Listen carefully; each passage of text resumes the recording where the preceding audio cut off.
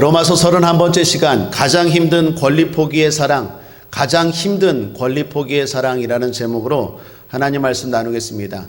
과거 중동 사람들은 사랑을 아주 구체적으로 표현했다고 합니다. 지금은 좀 약화되고 변화되었는데 과거에는 이렇게 만나면 사랑을 표현했다고 합니다.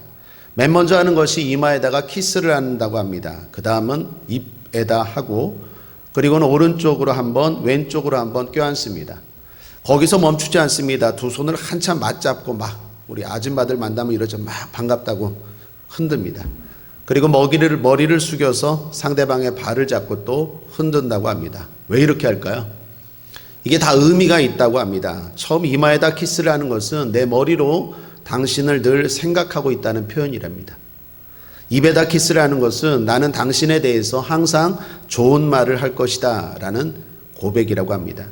다음에 오른쪽으로 끌어안고 왼쪽으로 끌어안는 것은 나는 당신의 좌우에서 항상 당신을 보호하겠다라는 의미라고 합니다. 손을 맞잡고 흔드는 것은 나는 구체적으로 당신이 하는 모든 일을 함께 도울 것이라는 의미이고, 마지막으로 머리를 숙여 발을 잡고 흔드는 것은 당신이 가는 어느 곳이라든지 함께 하겠다라는 의미입니다. 한마디로 나는 당신을 추상적으로 막연하게 사랑하는 게 아니라 이처럼 구체적으로 확실하게 사랑하겠다라는 표현이다라는 것입니다.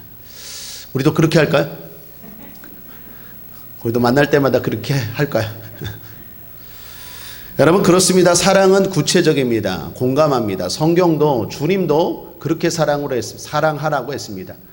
하나님이 그렇게 보여주셨습니다. 하나님이 하늘에서 사랑한다 사랑한다 말만 하지 않고 어떻게 하셨습니까? 아들을 내어주셨습니다. 그게 십자가 아닙니까? 하나님은 하나님의 사랑을 십자가로 보여주셨습니다. 완성하셨습니다. 구체적으로 드러내셨다라는 것입니다. 우리도 그러한 사랑해야 될 줄 믿습니다. 그런데 문제가 있습니다. 대상입니다. 성경이 말하는 사랑이 옆집에 나랑 친한 아줌마, 아니면 교회 함께 다니는 권사님, 아니면 내 가족들, 내 친구들, 이렇게 사랑하라면 얼마든지 손잡고 발에 키스하고 할 수 있습니다. 문제는 원수까지 사랑하래요. 나를 핍박하는 자까지 사랑하라라고 말합니다. 14절을 보십시오. 너희를 핍박하는 자를 축복하라. 축복하고 저주하지 말라. 나를 외적으로 핍박하는 사람이 있습니다. 폭력을 행사하거나 물리적인 힘으로 힘들게 합니다. 뿐만 아니라 더 힘든 게 뭡니까? 내적으로 힘들게 하는 사람 많습니다. 이상한 소문을 냅니다. 가짜 뉴스 냅니다. 악플을 답니다. 그래서 사람들의 마음을 힘들게 합니다. 그런데 그런 사람들까지 축복하랍니다. 20절에 내 원수가 줄이거든 먹이고 목마르거든 마시우라. 이게 그래서 힘듭니다. 아마 지금까지 나눈 사랑 중에 가장 어려운 것 같습니다. 여러분, 앞에서 말씀드린 것처럼 로마서는 16장으로 이루어졌습니다. 1장부터 11장까지는 어떻게 하면 구원받는지, 구원받는 방법에 대해서 이야기한 거라면 12장부터 16장까지는 구원받은 사람은 이제 이렇게 살아야 한다라는 것입니다. 그래서 말씀이 어렵지가 않습니다. 그냥 이렇게 실천하면 됩니다. 실천 강령, 행동 강령처럼 보면 됩니다. 그런데 이게 만만치가 않습니다. 우리 지난 시간에 구원받은 사람들은 어떻게 살아야 된다고 했습니까? 그 증거가 뭡니까? 예배라고 했죠. 예수 믿는 사람이구나. 언제 확실히 드러납니까? 주일날 예배 드리는구나. 교회 가는구나. 그걸 보고 구원받은 사람이구나. 예배 드리는구나. 또 하나 섬김입니다. 옛날에는 자기 주장만 합니다. 자기 말만 합니다. 그런데 예수 믿고 나더니 들어줄 줄 알아요. 내려놓을 줄 알아요. 따라갈 줄 알아요. 함께 할 줄 알아요. 저 사람 변했구나. 예수 믿는구나. 알 수 있죠. 그 다음 세 번째가 뭐라고요? 사랑이라고 했죠. 근데 세상에서 말하는 그런 흔한 사랑이 아니라 성경이 말하는 사랑이 좀 특징이 있다고 했죠. 그래서 지난 시간에 그 사랑에 대해서 구체적으로 뭐라고 했습니까? 거짓 없는 사랑이고, 선에 속한 사랑이고, 가까운 사랑, 먼저의 사랑이고, 그리고 주를 위한 열심의 사랑, 그리고 천국에 대한 소망의 사랑, 그리고 끝으로 나눔의 사랑까지 사랑에 대해서 하나하나 나누었습니다. 그리고 오늘 또 사랑인데 제가 볼 땐 가장 어려운 사랑이에요. 아마도 최고의 사랑 하이라이트가 아닌가 생각합니다. 제가 이름 붙였습니다. 권리 포기의 사랑. 한번 따라하겠습니다. 권리 포기에 사랑. 이게 진짜 힘든 것 같습니다. 요즘 모범택시라는 드라마를 보았습니다. 언젠가 배우 이재훈 씨가 연기를 하는 걸 보고 감동받았습니다. 도전받았습니다. 젊은 사람이 생명 걸고 진짜 열심히 연기하는 것 같아요. 물론 연기 잘하는 사람 많은데 제가 보기엔 진짜 연기를 잘하는 것 같았습니다. 무엇보다도 그 드라마 내용이 복수에 대한 이야기였습니다. 그걸 보면서 두 가지 생각이 들었습니다. 먼저는 통쾌하다. 사람들에게 악을 행하는 사람들, 나쁜 사람들을 대신 복수해 주는 내용이었습니다. 속이 다 시원했습니다. 마치 내가 당한 것을 그 사람들이 해결해 주는 걸 보면서 통쾌함을 느꼈습니다. 여러분, 우리는 악을 행하면 안 됩니다. 특별히 그리스도인들은 다른 사람들에게 해를 끼치면 안 됩니다. 착하게 살아야 됩니다. 요즘 운동선수, 가수, 연예인 등이 TV에 나오는 분들이 학폭 등 과거의 일로 말미암아 어려움을 당하는 것을 봅니다. 한때의 실수라고 하지만 그걸 당한 사람 입장에서 생각해 보십시오. 얼마나 끔찍하겠습니까? 그 트라우마와 상처가 남아있는데 그런 사람들이 TV에 나와서 마치 선한 척, 착한 척, 척척척 해대면 속이 뒤집어지겠죠. 그동안 참고 있던 것을 어떻게 해요? 고발하고 고소하고 인터넷에 드러내서 많은 연예인들이 잘 나가다가, 많은 운동선수들이 잘 나가다가 어려움을 당하고 있습니다.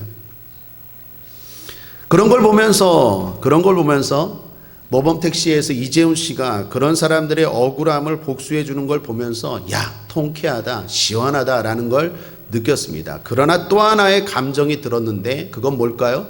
걱정입니다. 여러분, 복수는 통쾌한 일입니다. 악은 드러나야 되고 반드시 마땅히 심판받는 게 맞습니다. 그리고 복수는 어느 정도 긍정적인 효과도 분명히 있습니다. 사람들은 아마도 생각할 것입니다. 이제 주의해야겠구나. 학교 다닐 때 애들 괴롭히면 안 되겠구나. 착하게 살아야 되겠구나. 이제 감추어진 것들이 없구나. 다 드러나는구나. 이제 좀 더 주의해야 되겠구나. 나쁜 짓 하면 안 되겠구나. 라는 선도의 효과도 분명히 있습니다. 그러면서도 제가 걱정이 들었던 것은 복수는 반드시 또 다른 복수를 낳습니다. 당한 사람이 또 가만히 있을까요? 또 가만히 안 있어요. 또 다른 복수의 칼을 갈 거예요. 그러면 어떻게 됩니까? 계속 복수. 소송. 결국에 세상은 복수로 가득하게 될 거예요. 우리가 사는 세상은 끔찍한 세상이 될 것입니다. 무엇보다도 특별히 성도가 복수하지 말아야 될 이유는 말씀 때문입니다. 우린 말씀에 따라서 살아야 되는 사람 아닙니까? 아멘입니까? 성도라면 하나님의 말씀대로 살아야죠. 하나님이 하라는 대로, 하나님이 가라는 대로. 오늘 창세기 새벽기도 때 12장 아브라함에 대해서 나누었는데 믿음의 조상이라고 하는 아브라함의 믿음의 시작이 어떻게 시작됩니까? 하나님 말씀을 따라 떠나잖아요. 쫓아가잖아요. 그러니까 믿음의 시작은 말씀을 따라가는 게 믿음의 사람 아닙니까? 우리는 상식대로 감정대로 사는 게 아니라 말씀대로 사는 사람들인 줄 믿습니다. 그게 하나님의 자녀잖아요. 그런데 성경이 뭐라고 말합니까? 복수하지 말래요. 그래서 이게 힘든 거예요. 사실 설교하는 저도 힘듭니다. 나를 힘들게 한 사람, 나를 괴롭게 한 사람, 나를 핍박한 사람, 나에게 원수인 사람 갚아주지는 못할지어도 축복하라고 말하는 게 과연 쉬울까요? 쉽지 않다라는 것입니다. 최소한 욕이라도 실컷 해주고 싶은 게 솔직한 마음일 것입니다. 그런 마음을 갖는 게 누구나 인지상정일 것입니다. 그런데 성경이 그렇게 하지 말랍니다. 그래서 결론부터 말하면 법으로는 정해놓되 개인적인 복수는 금해야 합니다. 사회적인 유지를 위해서 법으로 정해놓는 것은 필요하지만, 합리적인 판단하에 심판을 정해놓는 것은 필요하지만 개인적인 복수는 금해야 합니다. 쉽지 않습니다. 그러나 그렇게 살아야 합니다. 왜요? 하나님의 자녀이기 때문에, 우리는 구원받은 성도이기 때문에. 그러므로 항상 그렇듯이 못할 이유를 찾지 말고 못할 핑계와 변명을 찾지 말고 할 수 있는 방법을 찾읍시다. 항상 성공하는 사람은 방법을 찾고 실패하는 사람은 변명을 찾아요. 우리 국제하모니교회 모든 성도들은 변명과 핑계를 대는 인생이 아니라 할 수 있는 방법을 찾는 그러한 성공의 길을 걸어가는 여러분 되시기를 주님의 이름으로 축원합니다. 자, 그럼 해야 된다, 해야만 한다라는 전제 조건을 가지고 어떻게 복수하지 않고 권리 포기의 사랑을 실천할 수 있을까요? 오늘 크게 두 가지로 나누어 실천할 수 있는 방법을 살펴보겠습니다. 왜, 그리고 어떻게. 먼저 왜입니다. 왜 복수하지 말아야 합니까? 하나님 말씀이기 때문에 맞습니다. 그런데 구체적으로 좀 보면 첫째, 우리가 심판자가 아니기 때문입니다. 심판은, 판단은 하나님의 영역입니다. 그 사람이 누구이든 간에 우리가 판단할 수 없습니다. 야고보서 4장 12절도 말합니다. 입법자와 재판자는 오직 하나이시니 능히 구원하기도 하시며 멸하기도 하시느니라. 너는 누구간데 이웃을 판단하느냐. 우리가 판단할 수 없습니다. 판단은 하나님의 영역입니다. 예수님이 십자가에 달려 돌아가실 때 우편 강도, 흔히 말하는 우편 강도는 구원받았습니다. 다 강도였고 다 흉악범이라고 손가락질했던 그 사람이 구원받았다라는 것입니다. 결국 하나님이 진정한 판단자라는 것입니다. 뿐만 아니라 우리가 사실 강도일 수도 있습니다. 우리가 세상적인 기준으로 보면 우리가 세상의 잣대로 판단했다면 아마 우리도 구원받지 못했을 거예요. 그러나 하나님의 사랑과 은혜로 구원받았다라는 것입니다. 그러므로 우리가 해야 될 일은 판단과 복수고 심판이 아니라 우리 자신이 그럴 수 있다라는 생각을 가지고 판단, 복수하지 말아야 된다는 것입니다. 흔히 요한복음 3장 16절 말씀이 대단히 중요한 말씀이라고 말하죠. 하나님이 세상을 이처럼 사랑하사 독생자를 주셨으니 누구든지 이는 저를 믿는 자마다 멸망치 않고 구원을 얻게 하려 하심이니라. 대단히 중요한 말씀입니다. 성도님들 다 암송하고 기억하는 말씀입니다.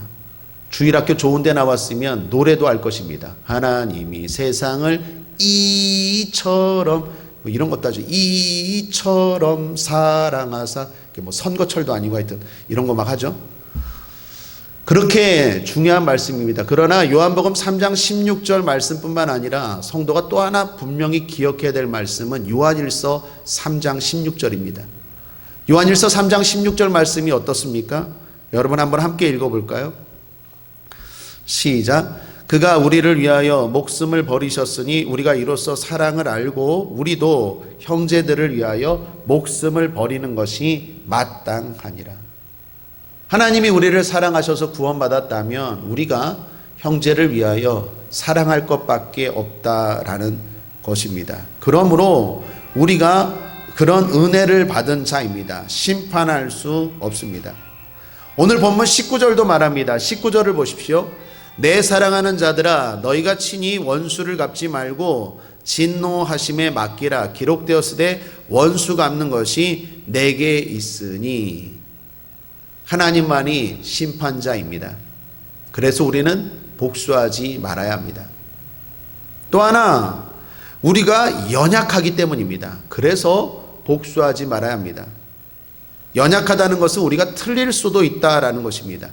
책 제목인지 영화 제목인지 잘 모르겠는데 옛날에 이런 제목을 들어봤습니다. 그때는 맞고 지금은 틀리다. 그때는 맞고 지금은 틀리다. 과거 그때는 맞았어요. 그게 옳았어요. 근데 오늘날 지금은 틀려요. 여러분 그런 일들이 많죠. 우리가 아는 그런 일들 많지 않습니까? 뭐 특별히 산하 제한. 옛날에는 애기 낳지 말라 그러잖아요. 둘만 낳아 잘 기르자. 막 저희 때도 그랬거든요. 애기 많이 낳으면 막 무지한 사람처럼. 근데 지금은 애기 막 낳으래요. 돈도 준대요. 이게 뭐예요? 그때는 막 완전 왔다 갔다 해요. 사람이. 옳은 것, 정의라는 게 사람들의 생각이 바뀐다라는 것입니다. 또한 우리의 판단이 잘못될 수도 있습니다.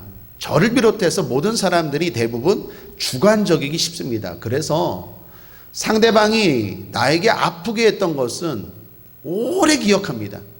반대로 내가 상대방을 아프게 했던 것은 쉽게 잊어버립니다. 뭐 그것 갖고 그래 이렇게 생각해요. 반대로 내가 당한 것, 내가 들은 것은 오래 품어요. 뭐 숙성시켜요. 아주 유산균도 아니고 마음속에 깊이. 그래서 또 기억하고 또 기억해요. 그러니까 대단히 주관적이죠. 객관적이라고 말하지만 우리가 스스로 대단히 주관적입니다. 그래서 우리가 연약합니다. 복수하지 말아야 한다라는 것입니다. 또 하나 세 번째 정말 중요한 이유가 있습니다. 여러분 왜 복수하지 말아야 됩니까? 이건 기회이기 때문입니다. 어떤 기회입니까? 우리가 하나님의 사람인지 아닌지가 드러나는 기회예요. 여러분 내가 성도인지 성도가 아닌지, 구원받은 사람인지 구원받지 않은 사람인지 평상시에는 잘 몰라요. 언제 드러납니까? 바로 이럴 때 드러나요. 이럴 때 감정적으로 사는지 아니면 말씀대로 사는지 여기서 드러나요.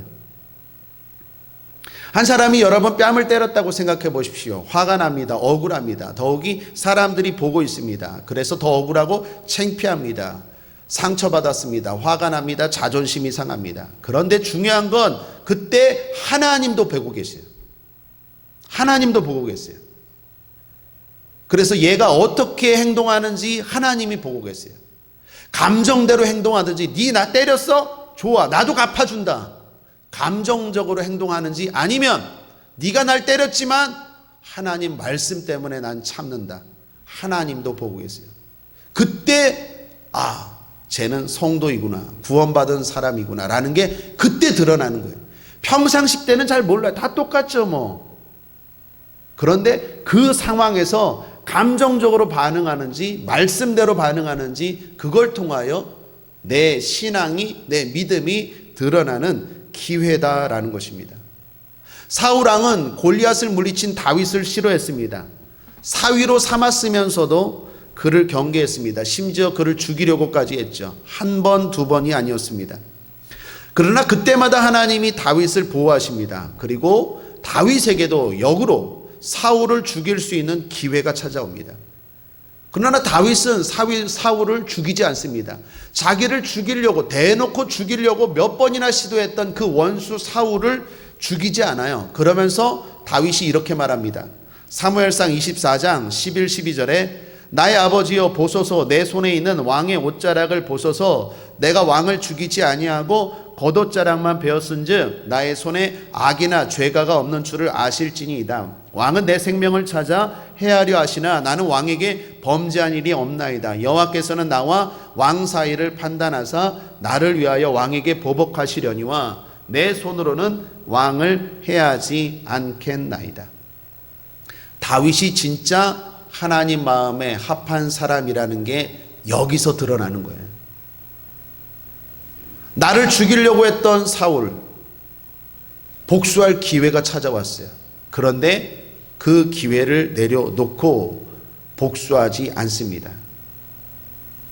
다윗이 하나님 앞에 얼마나 합한 사람인지를 보여주는 사례입니다. 솔로몬이 1000번제를 드렸습니다. 하나님이 그 1000번제를 흠양하셨습니다. 그리고 나타나셔서 말씀합니다. 내가 내게 무엇을 줄고 너는 내게 구하라.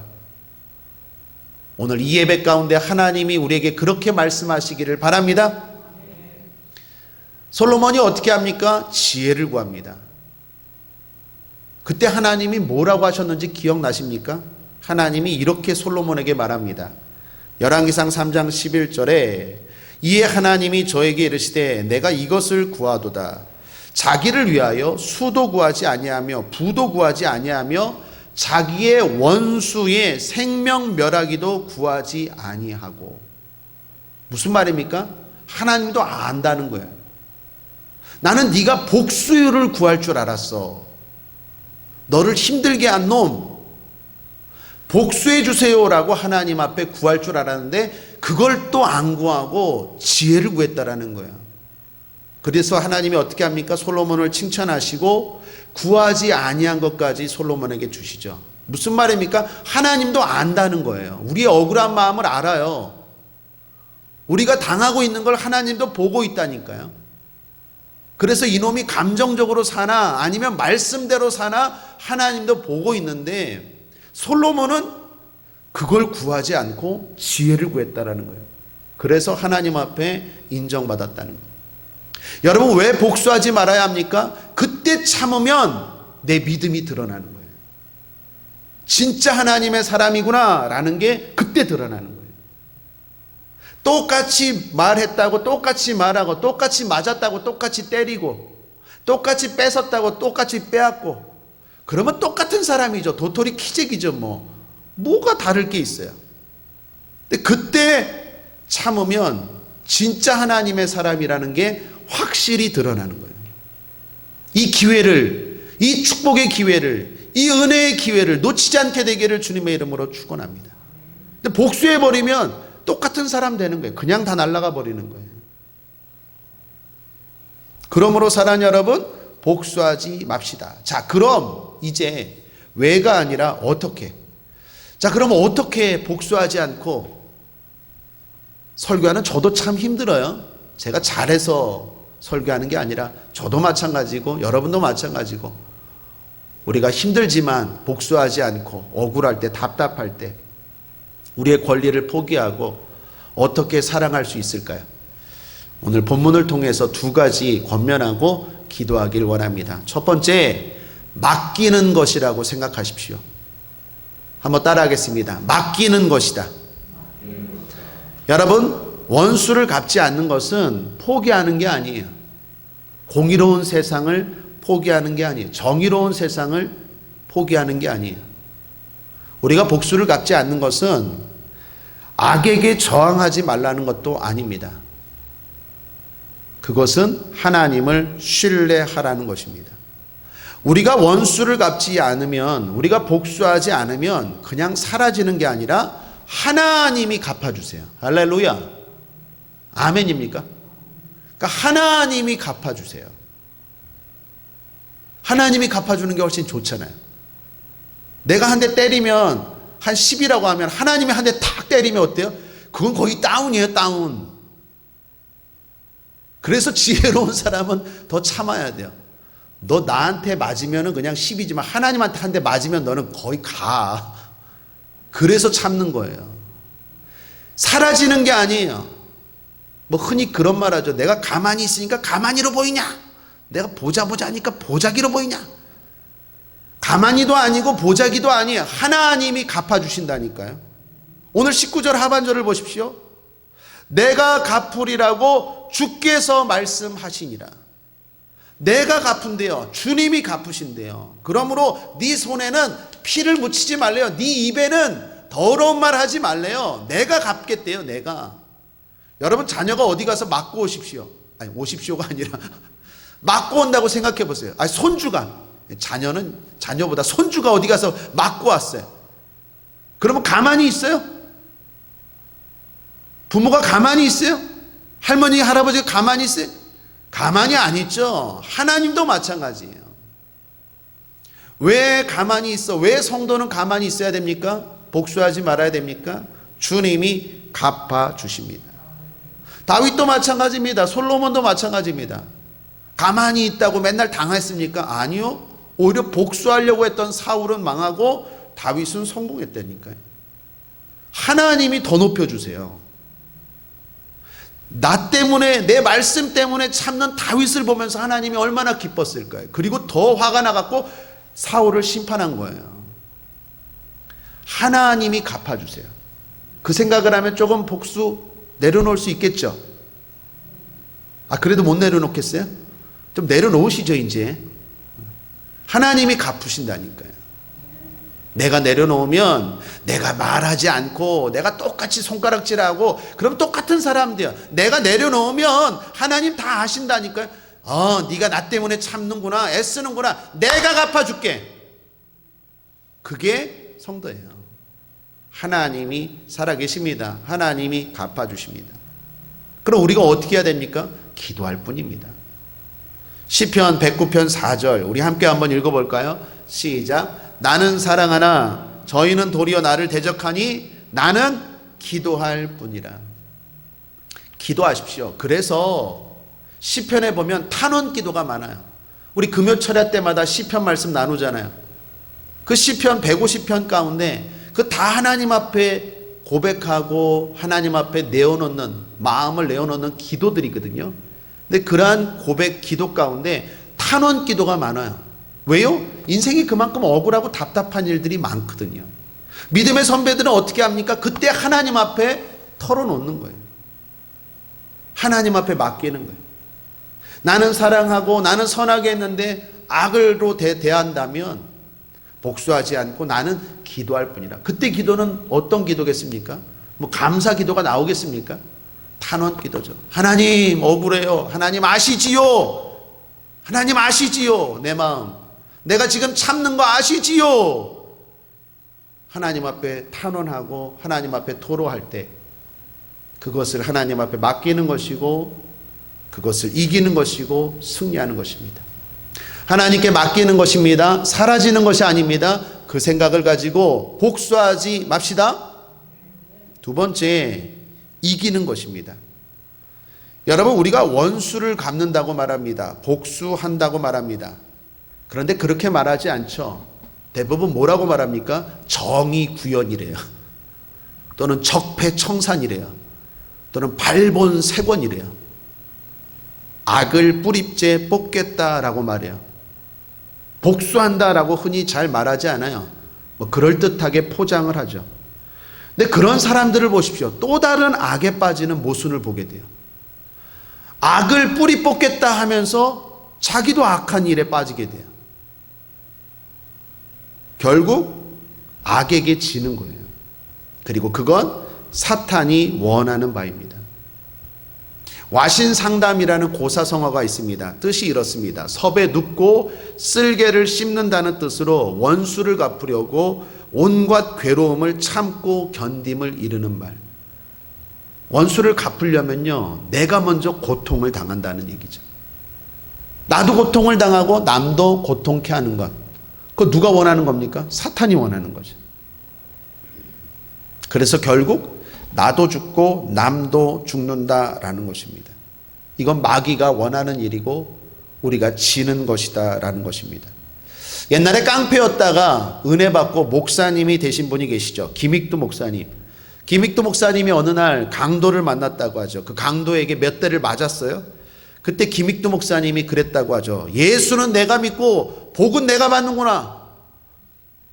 또 내가 그래도 김익두 목사님이 있어요. 깡패가 벌벌벌 떨었대요. 유명했던 깡패였으니까요. 이 김익두 목사님 잘 참았습니다. 대단합니다. 그런데 그 말 가운데 틀린 말이 있어요. 예수는 내가 믿고 복은 내가 받는 게 아니라 내가 복을 받는 거예요. 참으면 내가 복을 받는 거예요.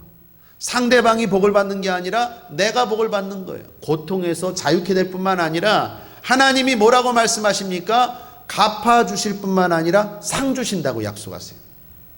잠언 25장 21절 22절 함께 한번 읽어볼까요? 시작. 내 원수가 배고파 하거든 식물을 먹이고 목말라 하거든 물을 마시우나 그리하는 것은 핀 숯으로 그의 머리에 놓는 것과 일반이요 여호와께서는 내게 상을 주시리라. 바울이 잠언의 이 말씀을 인용해서 로마서에서 쓴 것 같아요. 비슷한 말씀이죠. 구약의 잠언 말씀. 여호와께서는 내게 상을 주시리라. 하나님이 원수를 갚아주실 뿐만 아니라 나중에 그것 때문에 상 주신다는 거예요. 너 나 때문에 그때 몇 월 며칠 날 참았지, 내가 상 줄게 라는 거예요. 그러므로 내가 참는다고 상대방이 복을 받는 게 아니라 나도 복을 받고 상을 받습니다. 베드로전서 3장 9절도 마찬가지입니다. 함께 읽겠습니다. 시작. 악을 악으로 욕을 욕으로 갚지 말고 도리어 복을 빌라. 이를 위하여 너희가 부르심을 입었으니 이는 복을 유업으로 받게 하려 하심이라. 여러분, 항상 성경 곳곳에서 나옵니다. 구약 신약 곳곳에서 복수하지 말라. 그러면 어떻게 해요? 다 복이 임한대요. 복수하지 않으면 복이 임합니다. 아멘이십니까? 하나님이 상 주십니다. 그것 조금 참으면, 그것 조금 털어버리면, 그것 조금 하나님의 은혜 안에서 예배로 기도로 털어버리면 하나님이 갚아주실 뿐만 아니라 하나님이 상 주십니다. 하나님이 복 주십니다. 이제 복수 안 하시겠습니까? 할만하죠? 그래도 안 됩니까? 이제 털어버립시다. 원한이라는 게 어디 있어요? 십자가 앞에서 상처라는 게 쓴뿌리가 어디 있습니까? 십자가로 해결되지 못할 게 어디 있어요? 사실 저도 아픔이 있고 상처가 있지만 이해는 하고 공감은 하지만 어떻게 살아야 되는지 알잖아요. 십자가 앞에 내려놓고 이제 털어버립시다. 목회하다 보면 많은 성도님들의 과거 이야기, 또 은밀한 비밀 이야기를 듣게 됩니다. 참 가슴 아픈 이야기들이 많아요. 어렸을 때 가정에서 살아오면서 사람들에게, 가족들에게, 가까운 사람들에게 상처받고 외로움받고 버림받고 그런 쓴뿌리들. 그런데 감사하고 놀라운 것은 신앙생활을 해가면서 그거를 이겨나가더라고요. 털어버리더라고요. 십자가 앞에 내려놓고 복수할 생각을 내려놓고 선으로 악을 이기더라고요. 오늘 말씀의 결론입니다. 악에게 지지 말고 선으로 악을 이깁시다. 참는 게 아니라 이기는 거예요. 멍청한 게 아니라 이기는 거라니까요. 하나님이 갚아주시고 하나님 앞에 상 받는 이 기회를 오히려 놓치지 말고 오늘도 기쁨으로, 오늘도 즐거움으로 털어버립시다. 용서합시다. 옆 사람과 인사합니다. 용서할게요. 용서할게요. 기도하겠습니다. 좋으신 하나님 아버지 감사합니다. 권리 포기의 사랑 너무나 힘듭니다. 그러나 이 말씀도 우리가 실천하길 원합니다. 우리를 핍박하는 자 축복하겠습니다. 우리에게 상처 주고 우리에게 원수인 사람들 용서하겠습니다. 하나님 도와주시옵소서. 할 수 있도록 도와주시옵소서. 성령님 도와주시옵소서. 그렇게 사는 것이 이기는 것입니다. 그렇게 사는 것이 승리하는 것입니다. 하나님 지혜를 주시고 그 말씀대로 그 지혜대로 실천할 수 있도록 성령님 은혜 베풀어 주시옵소서. 감사드리며 예수님의 이름으로 축복하고 기도했습니다. 아멘.